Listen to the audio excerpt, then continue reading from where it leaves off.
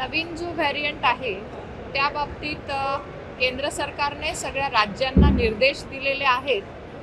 केंद्रीय आरोग्य मंत्री डॉक्टर मनसुख मांडवियाजी यांनी देखील सर्व राज्यांच्या आरोग्य मंत्र्यांबरोबर VC द्वारे मीटिंग देखील केली।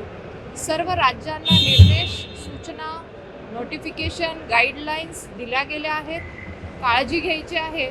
जसं आपण म्हणालात तसं काही राज्यांमध्ये, केरळसारख्या राज्यामध्ये 2800 पेक्षा जास्त पेशंट, कर्नाटक, तामिळनाडू, महाराष्ट्रात देखील 37ची संख्या होती आणि गोवा या ठिकाणी सूचना दिलेल्या आहेत आणि इतर राज्यांनाही दिलेल्या आहेत।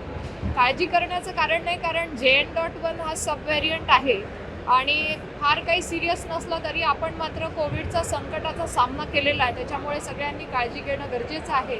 विशेष करून सिनियर सिटीजन्स असतील, काही लोकांच्या ट्रीटमेंट चालू असतील, काही पेशंट ट्रीटमेंट घेत असतील, काही इम्युनिटी सप्रेस झालेले असतील, त्यांनी मात्र विशेष काळजी घेण्याची गरज आहे।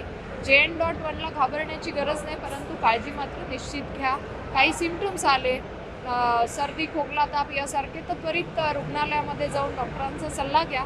सर्व राज्यातल्या सगळ्या जिल्ह्यातल्या सगळ्या जिल्हा लेवलच्या हॉस्पिटलला, सिव्हिल हॉस्पिटलला, मेडिकल कॉलेजेसला देखील सतर्क राहण्याचे आणि ट्रीटमेंट अवेलेबिलिटीचे सुद्धा निर्देश दिले गेलेले आहेत। नक्कीच आपण जसं म्हणालात तसं टेस्टिंग पण होत आहेत। टेस्टिंग वाढवण्याबरोबर पॉझिटिव्ह केसेस आल्या तर लगेच आपण जिनोम सिक्वेन्सिंग करण्याकडेही भर देतोय, कुठला याच्यामध्ये हा व्हायरस आहे शोधण्यासाठी, आणि त्या दृष्टीने आपल्याला कळतं की किती प्रमाणात हा स्प्रेड होतोय।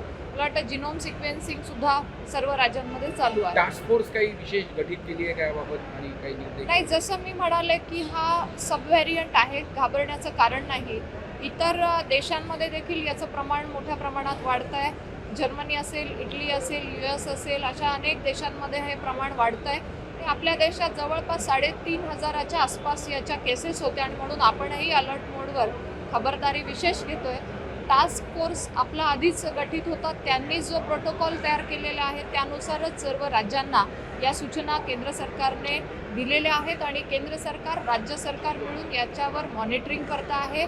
रोजचं स्क्रीनिंग, जिनोम सिक्वेन्सिंग यावर लक्ष ठेवून आहेत आणि सगळीकडच्या व्यवस्था आहेत की नाही याबाबतीत केंद्रीय मंत्री डॉक्टर मनसुख मांडवियाजी यांनी देखील सूचना दिलेल्या होत्या। मेडिसिन अवेलेबिलिटी असेल किंवा ICU बेडची व्यवस्था असेल याची देखील त्या मीटिंगमध्ये चर्चा झाली आणि राज्याचे मुख्यमंत्री माननीय शिंदेसाहेब यांनी देखील या बाबतीत राज्यामधल्या स्थितीचा, आरोग्य स्थितीचा देखील आढावा घेतला आणि चिंता करण्याचं कारण नाही, मात्र काळजी जरूर घ्या, एवढंच मी म्हणेन। भारती मैम, हिंदी में जानना